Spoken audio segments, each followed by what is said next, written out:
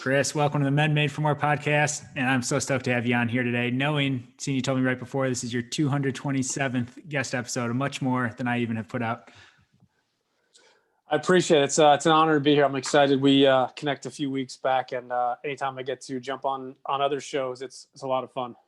Yeah, and we'll get into your podcast here. Definitely one worth checking out, the No Quit Living podcast. But why don't you give listeners here, for those that aren't familiar with you, just a general background, your story, personally, professionally, where you're at, and what you're up to. Yeah, I appreciate that. So I run No Quit Living, which is a motivational speaking, training, coaching company. I work with individuals, executives. I do a lot with sales teams, corporations, and we do quite a bit with college sports teams. And I have a background. I played basketball and tennis in college. I coached high school and college basketball for quite a few years. And I just launched my first book. It's called The Positivity Tribe. It came out a few weeks back, and it's obviously about positivity, and it's just been a blast getting to share our mission. But I went through a pretty difficult divorce about 2.5 years that really aligned and realigned a bunch of stuff for me personally and professionally. And before we jumped on here, we were talking a bit, and kind of the term that I use are who's on your bus, who's in your tribe, who's in your corner. And what I realized during these challenging times is if you want different people to get on your bus, unfortunately, people need to get off. And it doesn't mean that, you kick people off and say, okay, you're out, get off. But in some ways, and I've realized that sometimes people get off your bus at a certain time, and you also get off other people's buses at a certain time in life. But I've realized that you can get back on as long as you do it in a professional way, as long as you do it cordially. And for me, these last 2.5 years have been extremely difficult in many ways, but also been incredibly eye-opening. And I've been extremely fortunate to align with a bunch of really influential people such as yourself and some of the other people in our coaching program that just really are like-minded. And I think, the Jim Rohn quote is, you are the average of the 5 people you spend the most time with.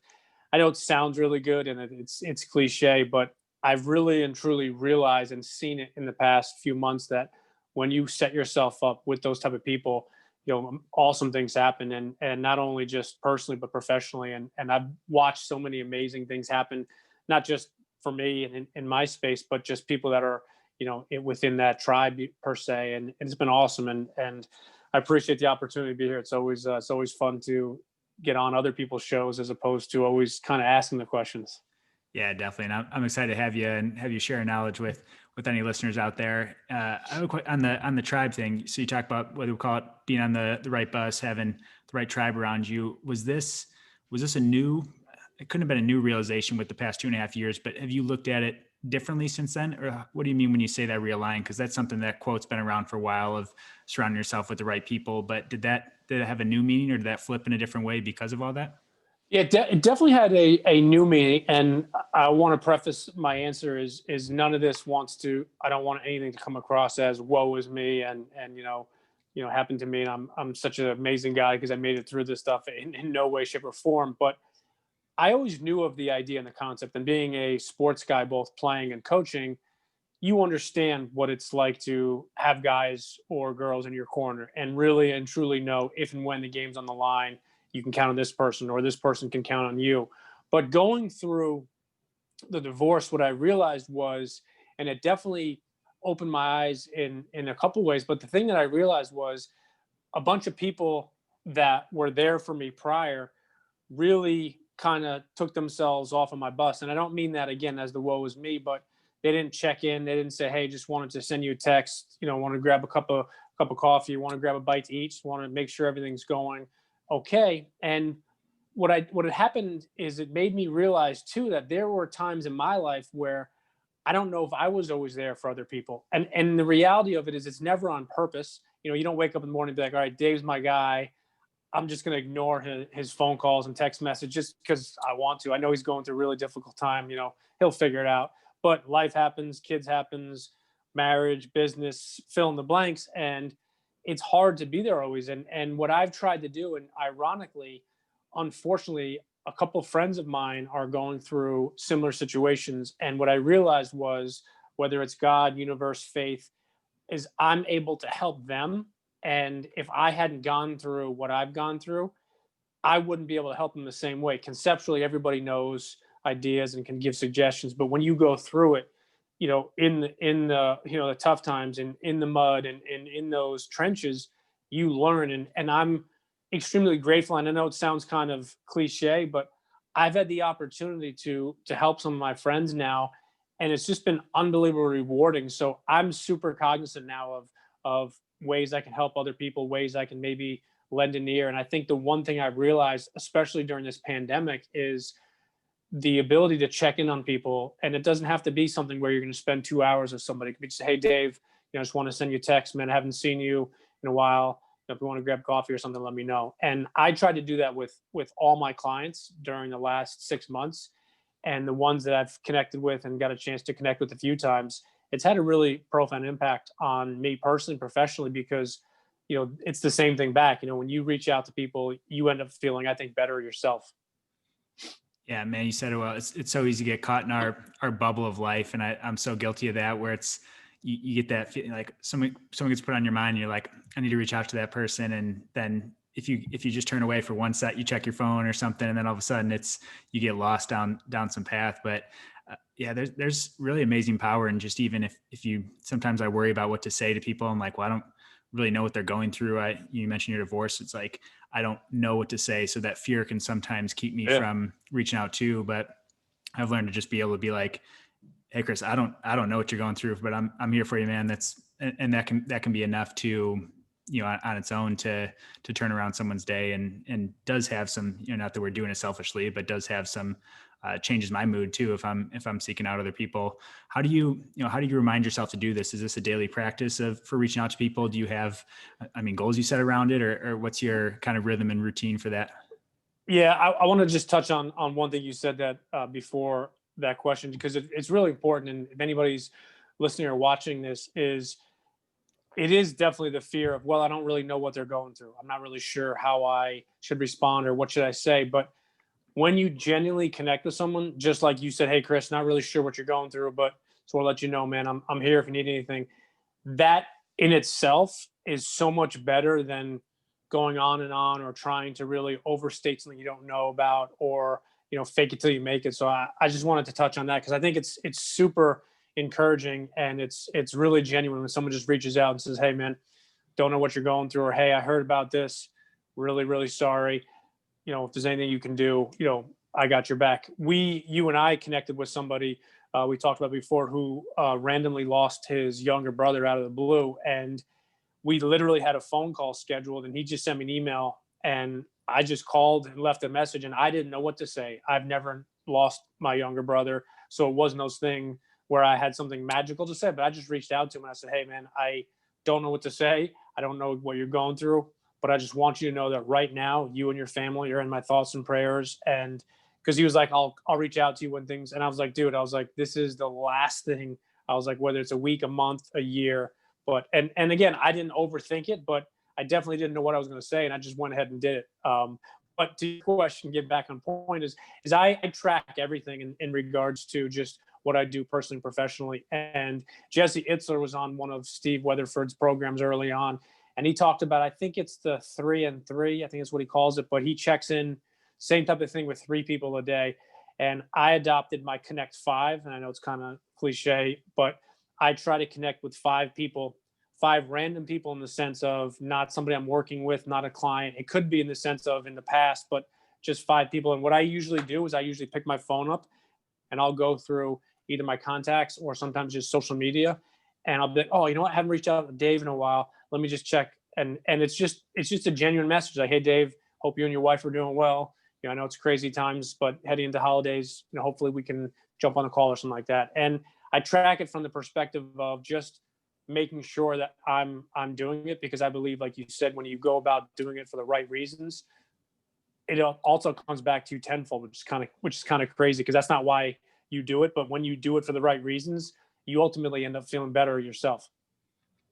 Yeah, and that selflessness is just doing it without expecting anything in return, and just doing it to check in on people. Because I've been on the, early on in business, you're reading all these books, and it's like, well, reach out to people because they'll be the ones that can connect you and raise you up. So you're doing it for the wrong reasons, and no wonder people weren't getting back to me, or you weren't building solid relationships, because I was going in with an expectation of like, well, what reaching out to the people that's like, well, what can I get in return for this, versus generally just starting to like pour into people and be like, hey, think of, like, I saw this happen, thinking about you. And there's a lot of power in that. Yeah, I love it. I love the way you worded it, because it's so true. I think anybody that's been in any entrepreneurial space, doesn't matter how many great books you read, doesn't matter how many amazing podcasts, unfortunately, you have that sales perspective because you're starting a business. Unless somebody has just unlimited funding, which I don't know anybody that's had that. You're on the grind, and unfortunately, you're out there and you have that used car salesman, almost like smell. People are like, oh, here comes Dave, like he's gonna try it. And you don't do it on purpose. So it's not like you have a checklist and you're like, okay, going through first name's D, like, oh, I'll call Dave and see what I can sell him. It's you're reaching out and you're trying to do it. But when you take away from the mindset, you change narratives and saying, okay, I'm just going to introduce myself to Dave and say, hey, dude, I have no idea if you need any of my products or services, but my goal every week is to, get in front of 100 people and just say, hey, this is what I'm doing. And that's so much different. And it's received so differently when, as opposed to, it's like, all right, Dave, so you need any home appliances? No. What about gym equipment? No. Okay. Windows? No. Like, you're like, dude, like, stop. Like, I'm not buying everything from you. So just, and then they stop returning your phone calls. It's like, Right. I wonder how come Dave's not returning my phone calls. Yeah. So funny how we, even when we intuitively know it, it's, you get in that position. But I love how you kind of reframe things, and having goals, having metrics behind it, I think is a great way for people to, not to treat the number as the number shouldn't be the only metric. Like, you're doing it to connect, but having that to help keep you in line. All of a sudden, over weeks, months, you're connecting with how many people at 5 a day, that adds up over time. Yeah, and you and I spoke before we went live too. It's building relationships, and I think if you build that quality relationship, eventually something good's going to happen, whether it's to you or somebody else in your circle, because people know, like, and trust you, and they respect the fact that you actually called without like, okay, can I come tomorrow at 2 or Monday at 3? And you're like, okay, like, dude, you're trying to sell me the entire time, like, relax. But when you genuinely connect with somebody and you aim with that relationship first, that's when I think the sales and the referrals and other stuff come tenfold down the road, because people know that you're genuinely trying to connect with people. And do you have any tips on, I don't want this, I'm trying to not make this sound weird, on becoming genuine? Because I know for some guys listening, especially, it's hard to see other people have success. It's like, I want a connection relationship. I love the idea of, if I lift someone else up, that will eventually come back and help me, but it doesn't help me right now. And some people get a little envious. Some people get jealous. Do you have any, strategies or things to speak on in that sense of becoming more genuine and not becoming so, covering up your hand, close fisted with everything? Yeah, the one thing that I talk about kind of a lot in this space, and questions have been kind of asked to me in a few different ways, but we have a goal or objective in our business. It's to deliver first. And I know it sounds super corny, but from the genuine perspective is, if you try to help someone else first, if you try to make an introduction, if you try to give something first and you genuinely mean it, you then stop talking and you don't say, okay, hey, Dave, now that I've introduced you to Mike, I was hoping that, this phone goes both ways. So give me somebody right now.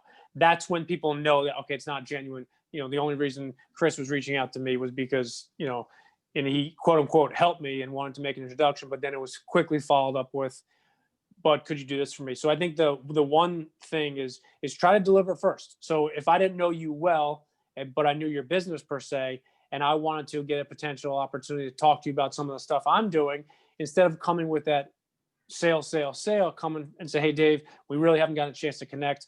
I'd love to connect.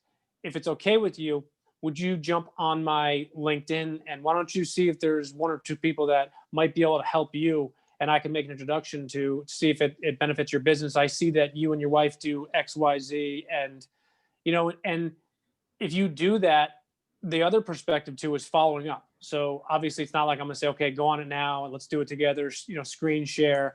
But then just reach out in a day or two and say, hey Dave, it's Chris. Just wanted to reconnect. If you've gotten a chance to check out my LinkedIn, maybe there's one or two people I can help you out with an introduction. Why don't you give me a call or shoot me an email? And it's just very simple, but it's genuine. It's I'm looking to help you if there's any introductions.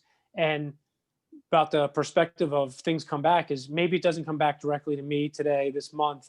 Maybe it comes back to a spouse, to a child, to a friend. But if you go about doing that, and what I love about what you said is the metrics, check on those things, and not from a perspective of you go to bed at night and you're like, oh, I have, 5 connections, I win. But you go to bed at night and you look through your day. But then I always plan things out a few days in advance. So today's Thursday when we're recording this. If I don't hear back from you by Monday, I'm going to put it in my calendar and reach out to you Monday or Tuesday. Say, hey, Dave, we connected on Thursday. Just wanted to follow up in regards to my offer about maybe some introductions. If I don't hear from you, I'll give you a shout on Friday. Something like that where, wow, not only is he doing it in a professional way, but he's also genuinely following up when he says he's going to. And that goes a long way because I find that most people never follow up with like 90% of what they say they're going to do. That's such a good point. And I think people from the outside might see you as like a natural connector or someone who's, just naturally a salesperson and connecting. Cause I think we know those types, but it sounds to me like it's organization and you're very deliberate with those interactions. Do you see yourself as kind of a natural born salesman and connector? Is this something that's developed over time for you?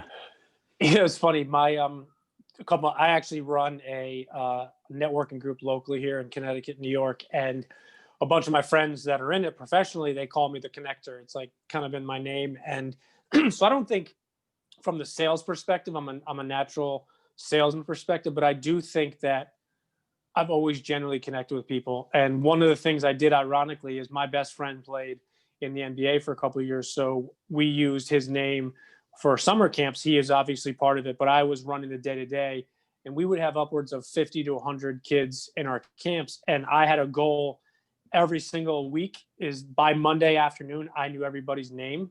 So some of the counselors couldn't remember a kid's name by Friday. Be like, Mike, Dave, Jim, Jack, like they're like, it's Steven. I'm like, that's what I meant, Steven. And what I realized was when you actually say somebody's name and you repeat it back relatively soon after you've met them for the first time, it's almost like they put you at a higher level than most other people. And I didn't know I was doing it. It wasn't strategically because I started running camps when I was 16, 17, and 18. So it wasn't like I was like, oh, in 25 years, this is going to be super important. It was just, it became a personal challenge. And then I'd meet you once, I'd be like, Dave. And I remember like, all right, Dave, his name's Dave. And then like an hour later, you'd be doing a drill. I'd be like, Dave, good job, buddy. Way to keep your head up. And you'd look up like, thanks, coach. And then, the girl next to you, like, Jennifer, like, way to go. That's a great pass. And that's what goes about being genuine. And that's something that I think people don't realize is actually saying someone's name, connecting with them. It goes a long way because most people will get introduced to somebody. And then a minute later, they'll be like, what I'm saying, Danny? You'll be like, it's Dave. Like, oh yeah, Danny, Dave, whatever. That's fine. And not that it's disrespectful, but it's not hard to remember somebody's name. Yeah, I think a lot of parallels with sports where it's it doesn't have to be this grand thing. It doesn't have to be this. Well, I have to type out this long perfect email, or I have to be extremely gifted when I call someone on the phone and leave this voicemail that just makes them want to call back. But it's those little things that add up over time, and those are the things people remember. And one other thing I do is I got always notepad, notebook. I write stuff down all the time, and there's a saying out there, I forget who said a famous quote is, I never lie because I don't want to remember like what lies I told or something like that. And what I realized was technology is the worst thing for our memory. To your point, I get to my office, like, I got to call Dave, and all of a sudden my phone will ring, I'll get a text, and it'll be like 6 hours later, I'll be like, oh, I was supposed to call Dave, or I was supposed to. And so what I do is I write stuff down all the time. And I follow through with it that night. The next day, I'll go back to my notebook and I'll be like, oh, you know what? I told Dave that I was going to introduce him to my buddy Danny. Like, all right, I got to do it. So then it's because I have written it down, and it's not because our memories are bad. And that's the thing that people don't realize. They say, oh, I have a great memory. It's not about having a great memory, but when things are coming at you, the level and speed they do now with social media, with emails, with phone calls, text message, it's impossible to do multiple things at once. People always talk about multitasking, and there's been scientific studies that multitasking is actually the worst thing to do. You're better off taking 2 or 3 main things and doing one of them for 20 minutes and then another for 20 minutes. And I always find it interesting when I work with companies and teams, and I'll be like, oh, like multitasking. I have a fun exercise I do, but it's like, all right, how many people can, text, and like everyone raise their hand. I'm like, all right, I might come up here. I was like, and I'll do it. I'll be like, have a conversation with this person on the phone. I said, and also be texting this person and write an email. And they're like, I can't. I'm like, you just said you're the most amazing multitask. I'm like, go ahead, do it. I'm like, oh, and drive your car at the same time. And everybody laughs, and I'm like, but that's what we're doing. And what you end up doing is you end up doing one thing really well, and you transfer it into doing 2 or 3 or 4 things really poorly. And the end result is what you don't know is how much of an impact that could have on your business or your personal life, when people are like, dude, the last 4 times I talked to Dave, he's on doing something else. He's talking to somebody else. I'm like, Dave. So that's the other thing too, is just be focused on what you do and take notes, because I don't care how smart you are. When your phone vibrates, dings, rings, texts, tweets, it's impossible. I want to highlight too that it sounds like you have a system or process for it's written down and it's reviewed regularly, because there's, writing it down is one thing, but if you have Post-its in 12 different places and you don't look at them for 2 weeks and you see something, and then I've been there where it gets to the point where I'm like, it's probably too late for me to get back to that person. It's been so long that at this point, like, it's not even worth reaching out, or you just have to come with a sincere apology, being like, dude, I totally dropped the ball on this. But having that organized system and having a process for reviewing it regularly. Yeah, it's important. And I think people that we know and we've spoken to, and we see on social media and other places, some of them have some of the most insane systems. And what I've also realized is some of those incredibly successful people have some of the most basic systems. It's like the 3 Ds: do it, delegate it, delete it. It's so simple, but it works. And I'm early on in my career. You have an Excel sheet, you have all this stuff, and then all of a sudden I'm sitting with someone who's like you, way ahead of me in business world. And I'm like, all right, tell me. And you're like, all right, the 3 Ds. I'm like, wait, that's it? I'm like, you don't have a phone and a backup phone and then an Excel and a CRM? Like, no, I have my staff does that, but I have a rule. It's 3 Ds. I either do it, I delegate it, or I delete it. I'm like, what? And I think the simplicity of a lot of stuff gets by people. I love making simple things complex, and really, really, my wife can attest to it too. It's like, well, we can make this a little more efficient. You spend hours trying to work on this perfect system, and then you end up back to the same starting point anyways. And you spend like 3 hours and you're really nowhere other than 3 hours past where you were with really nothing done. But in your mind, and I did an Instagram live this morning with a buddy of mine, a client of mine. We were talking just about the same thing. Is like, are you busy or are you being efficient? And it was a really fun conversation. And I said, but here's the thing. I said, I went down those rabbit holes early on in my career where I was doing things to stay busy when I wasn't really being efficient and I wasn't being successful. I wasn't being productive, but I was busy where, again, I create this insane Excel spreadsheet. I'm like, all right, I got every column, I got every row, I'm ready to go. And then it's like, but there's nothing in it. Like, what does it matter if you have the most amazing outside of a car, but you don't have an engine? It's like, yeah, it looks great. Like, people want to take pictures. Like, want to go for a ride? No, I can't go for a ride. Like, but look at it, dude. Take all the pictures you want. And I'm guilty of that too, is I overcomplicate things, and I'm way better at it now, but I'm still like on a scale of 1 to 10, 10 being amazing. I'm probably like a 3 now. And I want to get to a 4 and then a 5 and a 6. We're slow learners, but I'd love to hear your thoughts on this. I think that's a lot of that's rooted back to fear, though, to some degree, because for me, when I look at it, when I'm busy and I don't confront the things I know I really need to be doing, there's either a fear of failure, call it fear of success, a fear of like, oh, if I really did not have to do these busy work, like there'd be more pressure on me to, do the higher level tasks that I should be working on. And would you say fear is a big driver? Do you have anything to add to why people like to be, busy, but not necessarily productive or efficient? Yeah, it's definitely fear. Fear is the number one dream killer. It's the number one goal killer. Fill in the blank. And it's interesting that you said that it's the fear of failure, but it's also for a lot of people. And I've uncovered this by asking some really good open-ended questions with my clients. It's also the fear of being successful.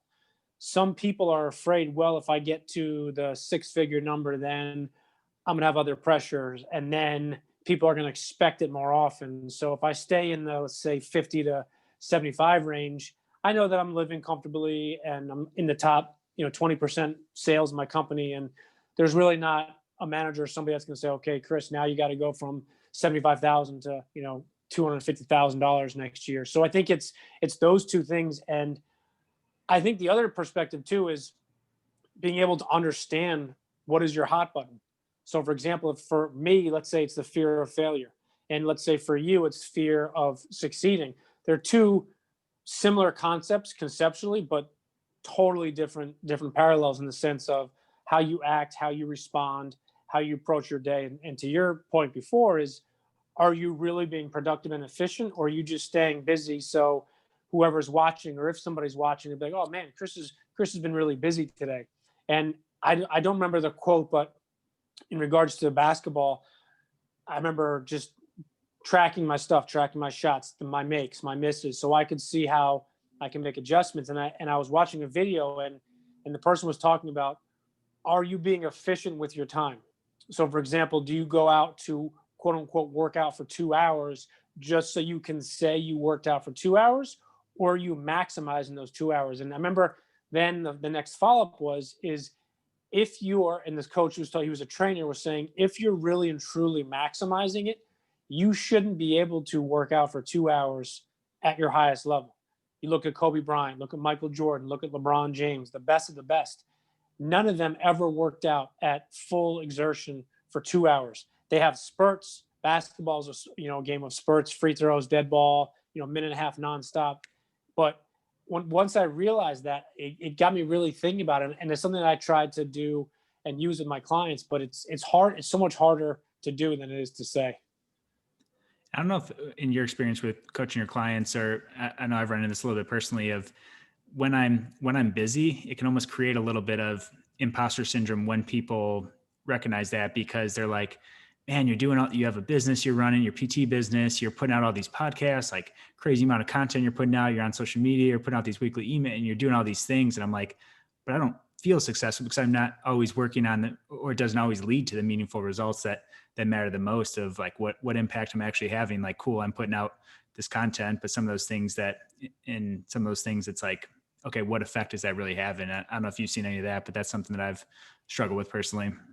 Yeah, I love that, and it's a really good point, because the imposter syndrome, I think we all deal with it. And similar to you, I run a couple businesses, and I have my podcast, and I have other stuff, and I just released a book a few weeks ago, and people are like, oh, you did this, you do that. And in some ways, and I don't know, maybe you feel this way too, but sometimes you look past some of the things you've done because you're not getting the results. So for example, my book's not a New York Times bestseller, so maybe I would be like, oh yeah, it's not a really big deal, and whatever. Like, not that it's the second coming from Think and Grow Rich or anything like that, but imposter syndrome is, you then question things and like, well, am I doing this for the right reasons? Am I looking busy? And people are saying, well, you're doing all this stuff. But the thing that I take it back to is acknowledging that you are being consistent. And I think that's a word that I absolutely love. So just to use what you just said, is if you're putting out weekly emails and you're putting out content and if you're putting out podcasts, it's okay to pat yourself on the back and acknowledge that you're being consistent, even though you might not be yielding the results that you want. And only you can define what those results are. Maybe for me, it's 100 downloads. Maybe for you, it's 10,000 downloads, whatever it is. But it's okay to acknowledge it. It's not okay to, get that ego and pat yourself on the back all the time. But I think when it comes to that is the word I use, and I say to my clients all the time, is just be consistent. Be consistent with your message, be consistent with your content, be consistent with when you do it, and be consistent with how you do it. And I think if you stick to that, the results come. The challenge is it never comes quickly enough or quick enough in your mind. The example I use is, Facebook. Everyone's like, oh, it was great. It took a long time, and it started off, I believe, as the Face Smash or something like that before they transitioned, and all of a sudden, and now it's this huge entity. But it's all those hours and things that people do consistently. The time that Zuckerberg and his team did, 2, 3, 4 in the morning, and no one sees that. Unfortunately, it's the social media facade of scoreboard watching. Sports Center is the number one show when sports are in, because it takes the best 15 or 20 seconds of the game. It doesn't show you the hour and a half that was really boring. It says, hey, here's the most amazing 15 seconds from this game. And you watch it and you say, oh, it was awesome. It's like Cliff Notes for sports. But that's the same thing with social media and that's why I'm attracted to people that put out the real stuff, and we talked about Steve Weatherford. He's as real as they come in my eyes, in the sense of he's talked about the highs, but he's also way more talking and spoken about the lows and what got him to where he is. And that, to me, is what stands out with people that are consistently putting out the right message, because it's what they believe and what they want to show for themselves. Yeah, I love all that, Chris. And it's being real, it's being consistent. It's, like you said, we're seeing the highlight reels, but you don't see MJ taking, thousands and thousands of shots in an empty gym and probably missing a fair share of them to lead up to the big game. And it's crazy that we see that. And I'm blanking on where the quote comes from, but I love that it says we overestimate what we can do in a year and underestimate what we can do in 10. We set these huge New Year's resolutions, and we're like, this year in 2021, I'm going to do this. I'm going to break these revenue things. I'm going to get in the best shape of my life. And we fall short. Yeah. We don't realize that those little steps daily for 10 years, do it daily over decades, and what kind of impact that can have. There's another quote, and again, I'm going to draw a blank exactly on where I saw it, but it's the whole concept of a year and 10 years. And it's broken down into a week. Is people overestimate what they can do in a week, but they underestimate what they can do in a month. And that's something that I talk a lot with my clients, especially in the sales world, is, don't focus on Monday and Tuesday right now. Of course, have that be a goal, and don't, skip through Monday and Tuesday, but Monday and Tuesday aren't going to lead to 30 days worth of sales. But Monday and Tuesday will lead to Wednesday, to Thursday, to Friday. And then all of a sudden you do that. And the interesting thing with that too is I've read, and I'm a big reader on a bunch of stuff, but I love the concept of habits. I mean, literally anywhere from, and viewers or people watching this, they can literally Google habits, and you'll find anything from 10 days to 21 days to 30 days to 60 days to 90 days. And I love reading about that, because everything that I've read, whoever put it out or whatever organization, they're super confident that 10 days is the magic number, or 21. But it doesn't matter whether it's 21, 10, 30, 60, 90. What the common denominator for all that is whatever that number is, you have to do it for 10 days or 21 days. It doesn't say, to get your habit, you're going to rock it for 21 days or 16 or 17, and try not to miss more than 3 days in a row. It says, if you consistently do this for 21 days, you'll establish a habit. Or if you consistently go to the gym 6 out of 7 days every week, by the third or fourth week, you're not going to miss it. And that's where people, going back to what I said earlier, is that scoreboard watching is they're watching someone's highlights. So if you had a podcast out for 2 years and I just launched mine, yes, it's perfectly okay for me to emulate your success, and maybe even try to get on the phone call with you and say, hey, Dave, would you, walk me through how you got to it? It's not a good idea for me to look at and be like, well, how's he getting thousands of downloads? And it's me, my mom, my dad, downloaded mine. Like, what is this? And I say, well, take that back a second. How long? Like, oh, it's my second episode. I'd be like, okay, Dave's been doing this for 2 years. Like, maybe you shouldn't compare yourself. And that's the thing that I think, I got young kids, is I'm hoping that kind of changes a little bit with social media. It's okay, like I said, to emulate and look up to people, but it's comparing yourself to other people, and especially the people that are here. There's nothing good that's going to come out from it. Yeah, I love all that. And I think there's benefit in, you see those numbers, and I don't know what the range on habits are. I've seen like the range is like 7 to 360 days. It's like, okay, cool. That helps a lot, but I'm sure there's a good rule of thumb, whatever article you're reading, times that by 5, and like go in with the expectation that I'm gonna have to put this work in for that long, not looking on the short end for it, but like assume the long end and be willing to, find something that's meaningful enough that you're willing to put that work in for that long. I love that. One of my all-time favorite books is the 10X Rule by Grant Cardone, and he talks literally about that exact same thing you said, is anything he's accomplished. And this book was written a while ago, well before he got to the level he has now, but it's something he talks about still to this day. Is every goal he's achieved, it took 10 times the fill in the blank: phone calls, meetings, cold calls, knocking on on businesses. And that's the thing that people don't realize is they typically, lower their expectations. Well, if, I'm not at my goal for this year, let me just lower it. No, you have to do the exact opposite. You're not at your goal or your objective. You got 10 times the output. You got 10 times the, and that's something that I think people miss a lot when you look at somebody's highlight reels. Like, well, Dave's got 10,000 downloads in the last couple of days. I should do that. Like, no, you shouldn't. Like, you haven't even released a single episode. Like, well, yeah, but I'm going to release it next week and it's just going to be number one and we're going to be good. Like, no, that's not the way it works. Mm-hmm. Well, people want that. People see, someone who's very sought after. They're like, well, people are just calling it pretty much like giving them money, reaching out to them. They want them at their speaking events. And it's like, and I think John Maxwell says this, they're like, I want what you have. And he's like, are you willing to do what I've done to get there? And that's where most people are not. They're like, they don't even know they don't know the beginning of what that takes to get to the point where we see people at their highlight reel. That's so true. And I've seen a bunch of different memes and things with that quote from John Maxwell. And that's the same thing in any, fill in the blank, sports, business, author, speaker, podcasting. People don't want to put in the work a lot of times. And it doesn't, and to preface that is there's nothing wrong with that. There's nothing wrong with not being willing to work as hard as LeBron James or Michael Jordan or, sell 30 million plus books like John Maxwell has. But then on the flip side is if you're not willing to do the work, then don't chase that person's scoreboard, find somebody else's scoreboard. And that's the thing that I think people don't realize is start small. Again, not, $1, I'm going to get $1 in sales, but you haven't started a business yet.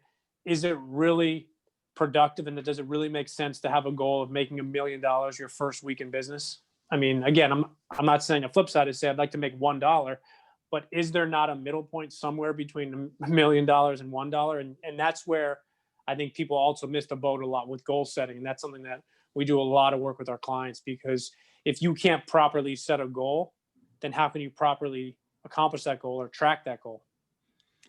Yeah, that's great. And I think it's a good reminder for people starting out, because I'm all for aiming high, and I know you're all for shooting big, and we know the importance of coaches and mentors and finding those things. But if you're just, if you never dribbled a basketball before, you don't have to reach out to the LeBron and be like, hey, I want to get good at basketball. Like, where do I start? It's like, find someone maybe who's, who knows a little more than you, and someone that's a little more accessible that can help you with the basics. And as you grow, you need to seek out for their mentorship, and not to just jump to the highest level and be like, okay, tell me everything you know. They're like, hey man, just get your reps in, start dribbling a basketball and take a couple shots, and then, then come back to me.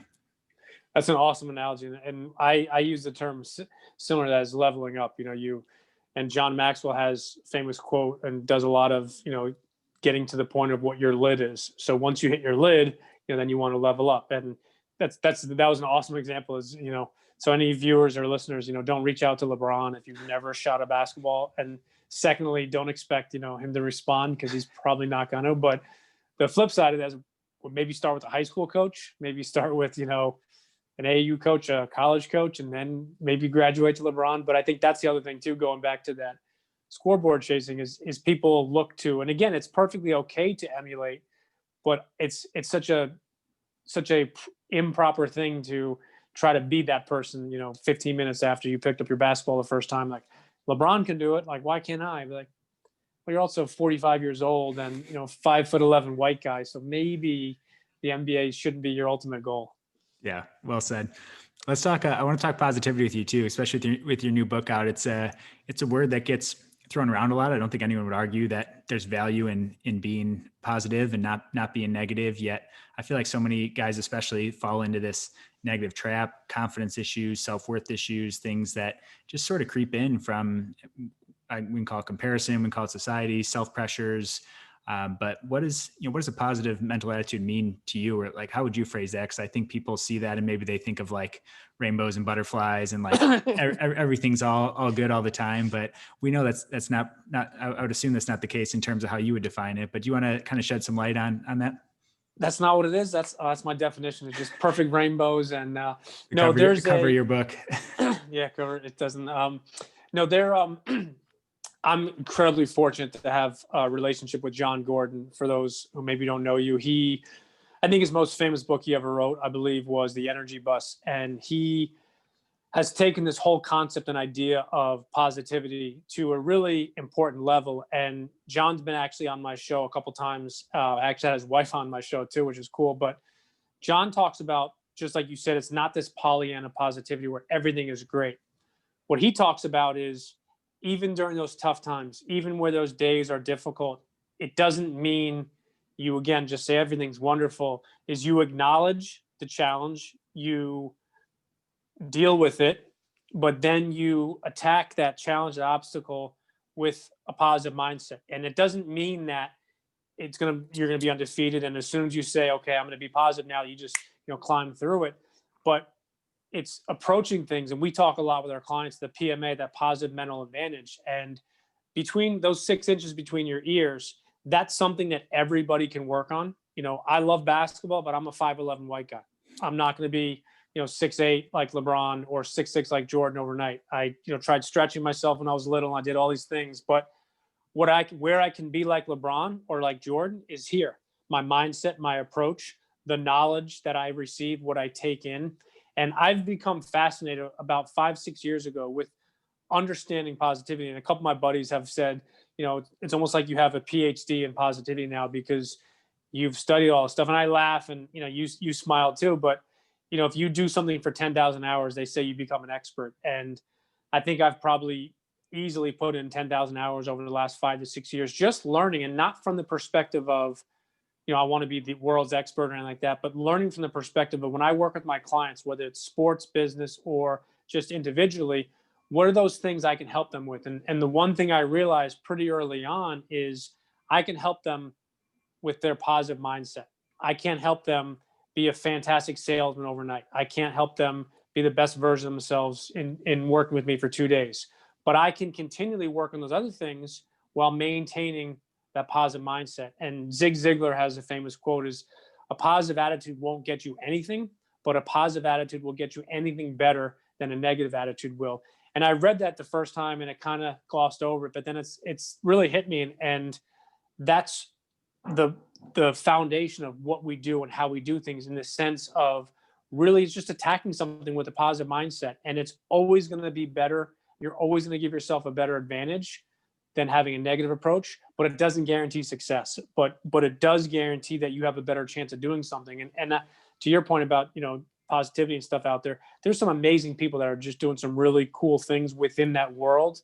But I would recommend, if anybody has not followed or does not follow John Gordon, he's always a really good guy on social media, just because he puts out those positive messages, but he does it in a realistic way. And that's one of the things that I really love, because to your point, I think most people assume, rainbows and butterflies and roses. And again, when everything's going great, it's awesome. But as we know, just looking back on 2020, it's been a challenging year. I don't care how successful you are. I don't care your age, your demographic. It's hit us all. And I've seen a lot of people that during these difficult times are still maintaining a positive mindset and a positive approach. And I've seen how it's helped them personally and professionally. And those are the type of people that I try to emulate. And John puts out some awesome stuff, and I'll read his stuff. And the other question I get all the time is, Chris, are you always positive? And I say, I'll smile and say, yeah, so I've never had a bad day. And then obviously they're like, wait, what? And I'm like, no. I was like, there are days when I don't want to do anything. There are days, especially during this pandemic. But once I kind of get through that, it's all right. Like, today's going to be good. And there's a popular meme that's going around. I'm sure you've seen it, is you've made it through 100% of your bad days.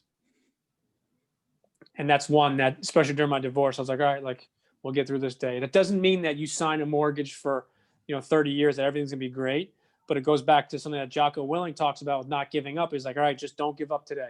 Make it through today and then deal with tomorrow. And that's something that I think is super important with positivity, is you're not signing a 20-year contract that you're going to be positive nonstop, but sign that 1-day contract with yourself today and say, you know what, whatever comes at me the next 4 hours at work, or, dealing with this or that, I'm going to, get through today with a positive attitude, and I'll deal with tomorrow.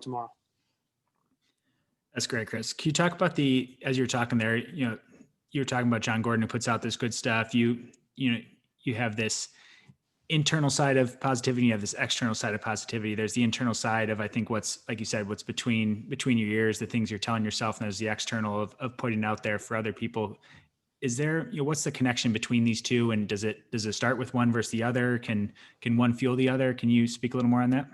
Yeah, that's a really cool question. And I think they can start either or. But what I've found and what I challenge people to do, and what I candidly did a lot during my divorce, was I made a consistent effort. I said, no matter what, I'm going to put out content. And there were a lot of my friends that didn't know I was going through a divorce because first of all, I wasn't publicizing. I have 3 young kids in that side. But secondly is the thing I share all the time is I look at, again, John Gordon, John Maxwell, all these people that are putting out amazing content, and it has an impact on me that morning, that moment. Maybe, it gives me a pick me up heading into a meeting or a tough sales call. And I realize that maybe there's an opportunity that something I put out is going to hit somebody. It's going to resonate with them. But the flip side is if I'm not feeling my best or I'm not really feeling positive, I'm having a tough morning, by just putting something out there, it makes your morning just a little bit better. And that's the thing that I think people have a real disconnect with positivity is it doesn't make that horrible morning instantaneously amazing, but it takes that morning that's here, really not a good one, and maybe down to here. And then the flip side is if and when somebody comments or someone sends you a DM or text message, hey, just want to let you know, that was a really powerful quote today. I had a tough morning. Thanks for sharing it.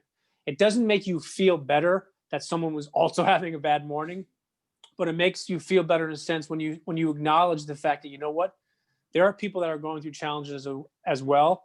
And I wasn't the only one that had a rough morning this morning, but because I went ahead and put out that content or released the podcast or made that phone call, that person felt a little bit better. And going back to what we said early on in the conversation, ultimately you feel better. So one doesn't need to go before the other, but I think they go hand in hand. And it's like working out. I don't know anybody that finished a fantastic workout and they feel good and their first response is, oh, I wish I didn't do that. It's always when you get done, they say, man, I feel better than I'm done. And that's the same thing with positivity is you feel better when you spread it. You feel better when you do it. And to use a word that we touched on early in this conversation, it's genuine. You and I know people that put out stuff just for a response versus people that put out stuff because it's consistent, right? If you put out 1 or 2 messages out of 50, 48 out of 50 really don't fall in that line. But if you're consistently putting out stuff that's uplifting, people are say, wow, that's really impressive. Like it's consistency, and consistency wins. I love that. And is that in line with the tribe you talk about? Is that in line with putting out there and spreading it for other people and being vulnerable and open and connecting with other people? What's the tribe piece of positivity? Yeah, I think it definitely goes hand in hand. And when you have those people, going back to the quote we shared about Jim Rohn, is you are the average of the 5 people you spend the most time with.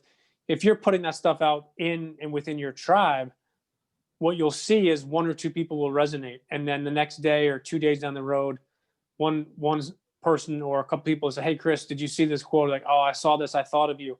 And, and like attracts like. So as you're putting out those positive messages and things, it comes back to you. It comes back to the group, to your tribe, to your family. If you sit down at the dinner table at night with your family and all you talk about are the bad things, that's what's just going to resonate. Like, oh, where do you hear what happened to me? As opposed to you sit down and say, hey, I want everybody to share something really fun that happened today. And now all of a sudden you're having, a fun conversation. It's uplifting. It doesn't mean that it takes away the day. And if you had a really rough day, all of a sudden you're like, oh, nothing happened bad. Everything's perfect. But you feel a little bit better. And then you share, well, you know what? It was a really difficult day, but, coworker, bought me a cup of coffee. And now all of a sudden you're like, all right, it was a difficult day, but there also were some positive moments as well. And that's something that I think people could do more is at night or the next morning is just go back to your day or the prior day and say, hey, let me see some of the, successful wins I had. And it's good to do that because in today's day and age, I think we often overlook those and focus on things that didn't go well. And how long should we try and, and I don't want to call out and say negative people in our life, but people that are down, people that are going through tough times, how long is it, trying to bring someone up versus at some point, when's the, cause this is always a tough question that comes up is it's like, we don't want to cut people out of our lives. And I don't think we're saying that you need to completely remove people out of your lives that are important in your life, but like, where's the balance with that of trying to because we do want to lift the people up we love and we care about and our friends. But at some point, when does that negativity weigh on us, and what's the balance with that?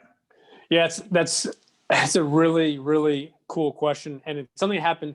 To share a quick story in my life, there was somebody within our circle that was going through a tough time, and I just couldn't connect with that person. It's not like my goal every day was like, all right, make Dave happy, like make Dave smile 5 times, but continually checking in, continually, hey, check this pot. I don't have time for, okay, like, hey, you want to grab, yeah, I wish I could, but I got to do this. And there's no specific time where it's like, all right, Dave gets, 21 days and then he's dead to me. But what a friend shared with me using this example that happened to me is, she said to me, Chris, I know you don't want to hear this, but I don't think now is the right time for this person. And I didn't want to hear it because, I'm overly positive and I felt that he needed this in his personal life. But she said something to me, and she said, you shouldn't cut him out all the time.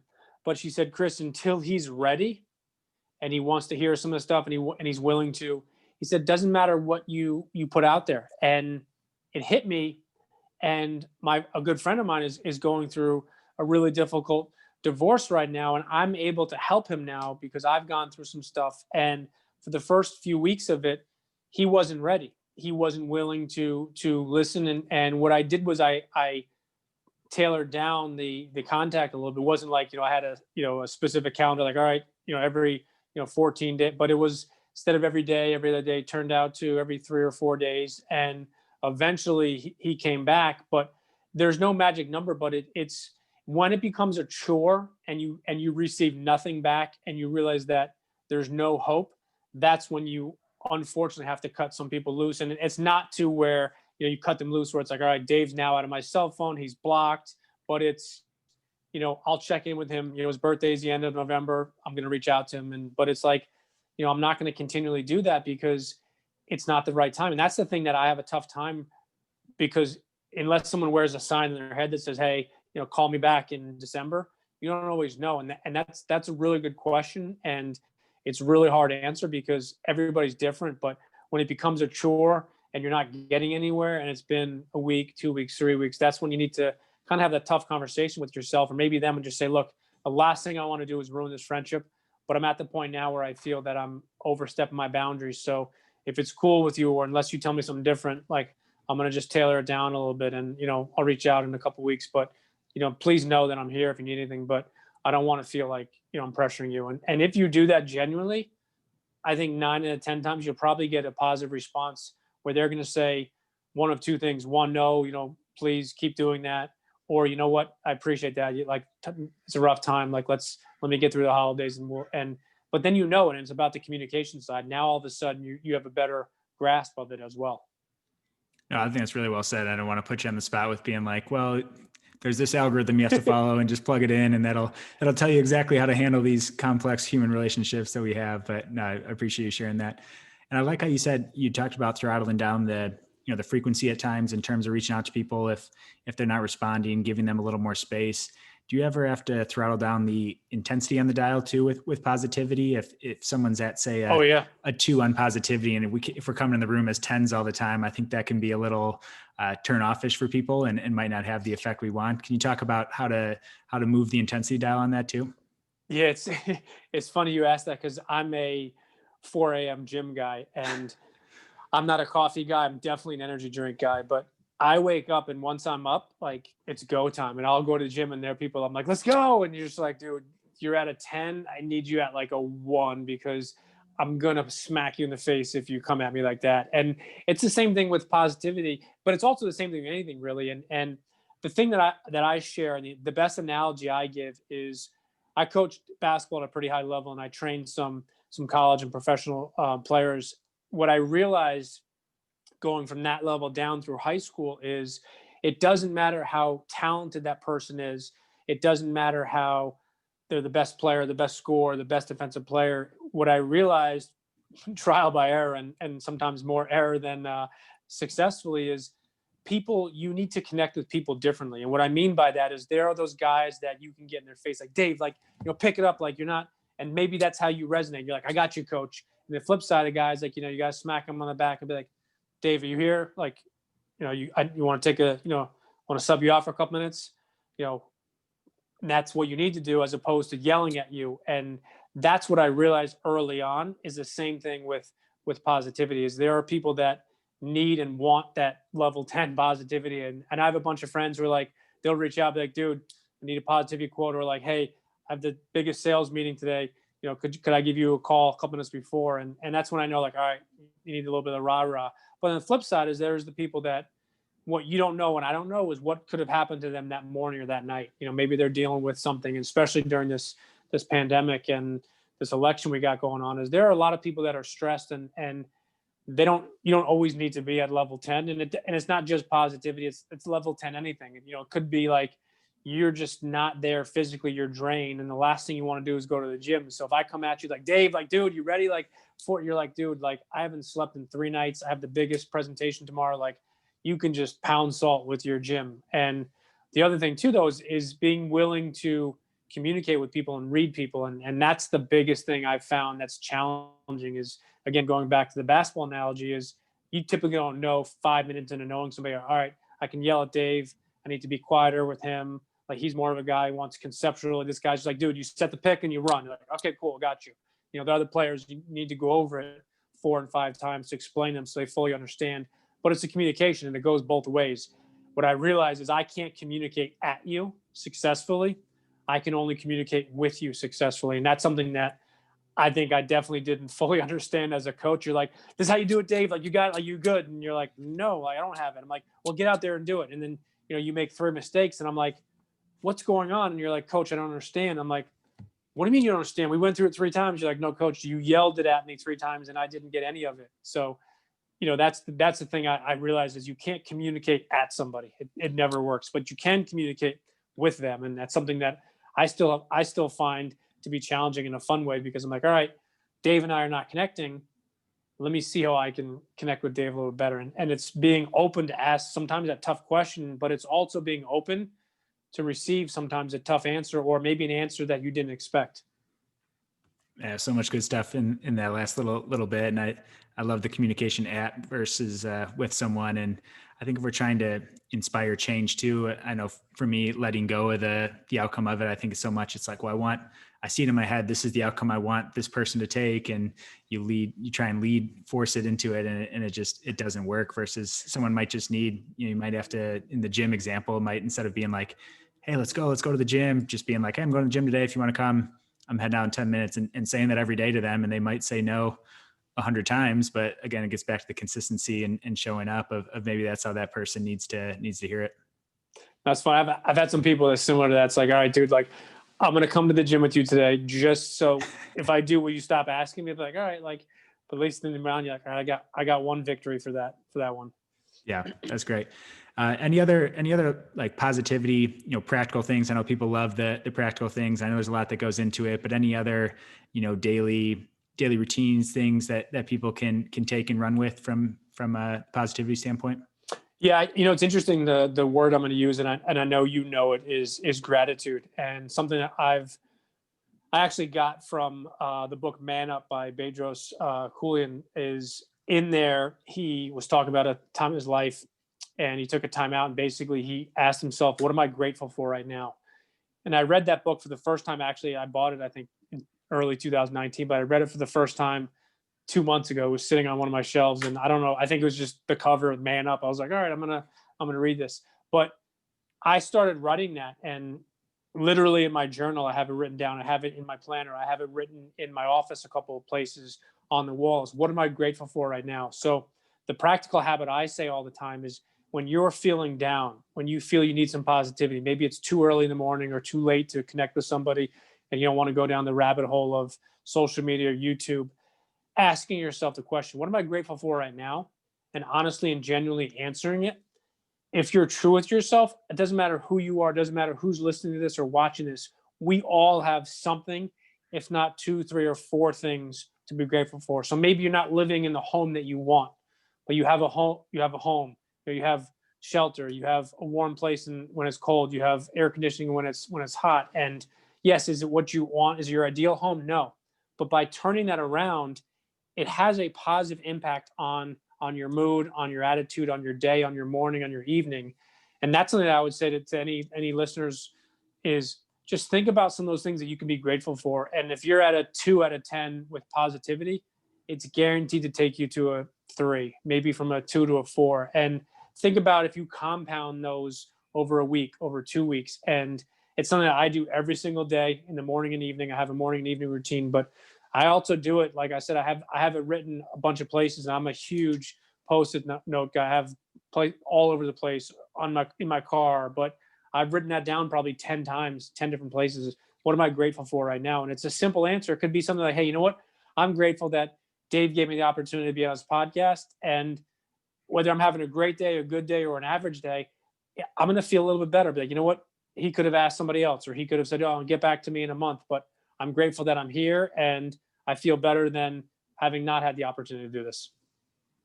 And again, it comes back to that selfless thing too, of being able to, who knows, the one person listening to this that needs to hear the message in a certain way, and not going into it like, oh man, how am I going to say this? What am I going to get from this? But like, how can I give to whoever's listening, and just put out content that we hope they need to hear at the time.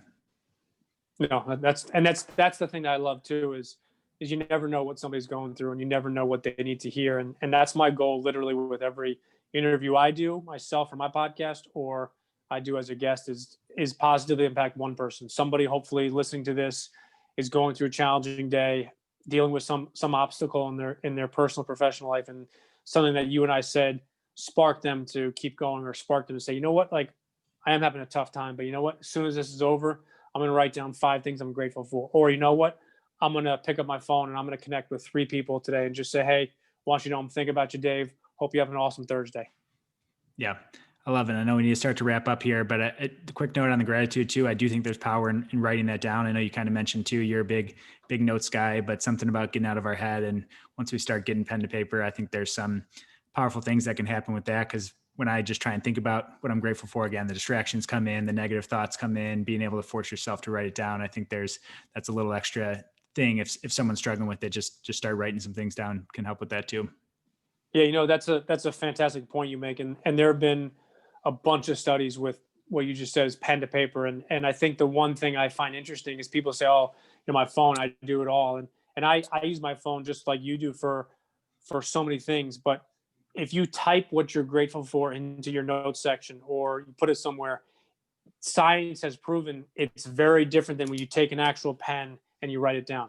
And for me, you remember it, you think about it, but it's a different thing. Is when you have a pen and a journal or notepad, there's nothing that's going to vibrate or ding or light up in your pen. I mean, maybe you have a special pen, but and people, when I say that, and I share that a lot from stage, people, they do this like, and I said, think about that.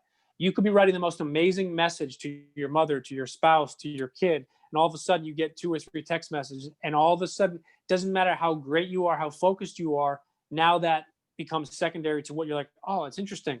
But if you write it down, you're not going to get distracted. Maybe you're distracted by something out there, but nothing's going to jump off your paper or your pen. And I have journals from like 10 years ago. Do you go back and review them, or do you just have them there to?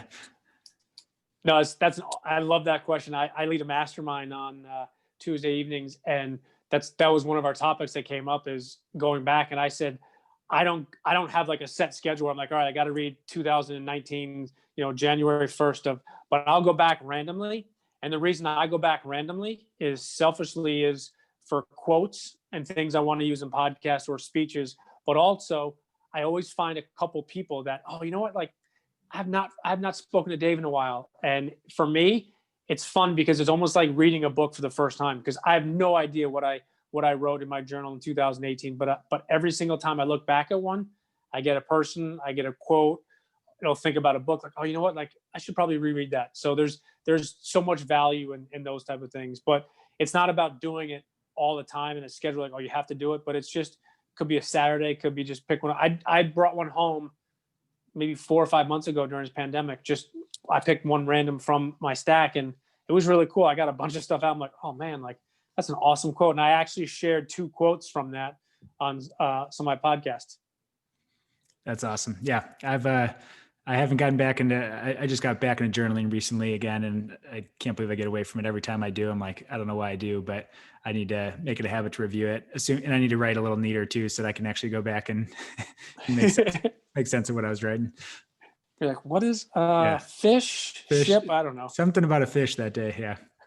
Well, Chris, this has been great, man. And I think the practical takeaways from it, the positivity, the things we talk about you mentioned things like delivering first, consistency and simplicity with just showing up with it. I love things even like making a 1-day contract with yourself and not comparing to other people's scoreboards. There's, so many notes I took down as we were talking here. And I think there's, some great practical takeaways people can have and run with. But I also, when I created this show, and you've already been super vulnerable, and I appreciate that, but wanted to be more than just about the practical takeaways and the X's and O's of how to be successful or how to, be a successful man. But people can look from the outside, and we talked about imposter syndrome. We talk about comparison. It's easy to look around and see a life of someone who's a dynamite speaker, and you have your podcast you're crushing with, successful businesses, and from the outside, it's people can see on social media, like they said, they see your highlight reel and they're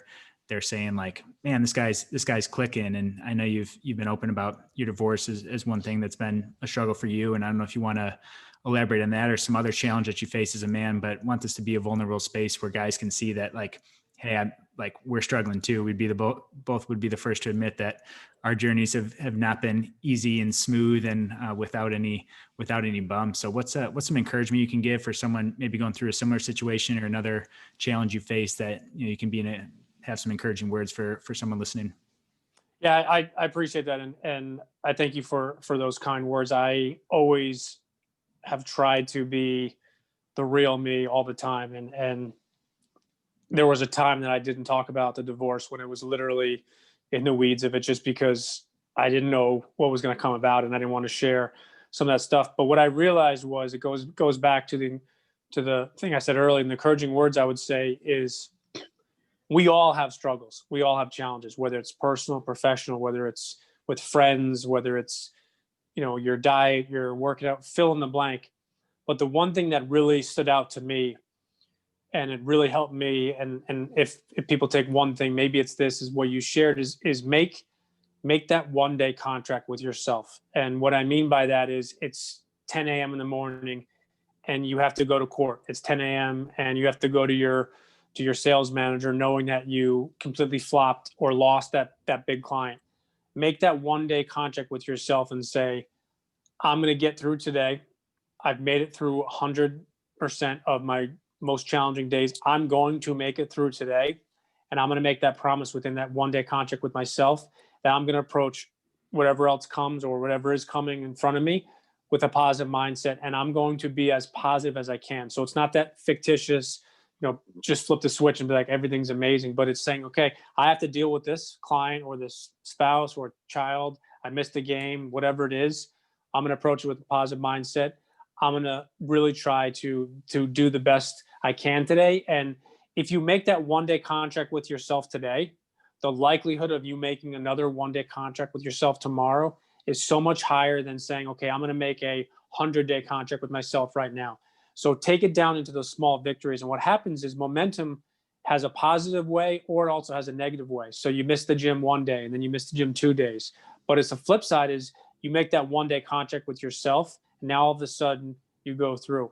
The other thing I want to share with anybody out there is you don't know what somebody else is going through unless he or she tells you, hey, Dave, I'm struggling. My wife, my husband just, filed for divorce. So I just lost my job, or, we just lost a baby premature, whatever, there's crazy things people deal with. If you go about your day to try to positively impact one person with zero expectations in return, you're going to do it today. You're going to do it tomorrow. You're going to do it the next day. And if you do that, it's going to have a profound impact on your day, on your mood, on your attitude. You do something nice for somebody, 2:00, driving home from work at 5:30, you're going to walk in the house with your spouse or your kids, and you're going to have a little bit of a hop in your step. Again, it doesn't mean that everything's perfect, but it's impossible to do something nice, to be generous, and then all of a sudden to just flip the switch. So hopefully those two things help, but they're things that really helped me. And I think if we go about doing them, and the last thing would be just look at gratitude a little bit differently. It's not easy. It's not simple. We all don't have everything we want, but we all have something that somebody else wants and somebody else aspires to. And if we want to get other things and achieve other things, you first have to be grateful for and appreciate what you do have.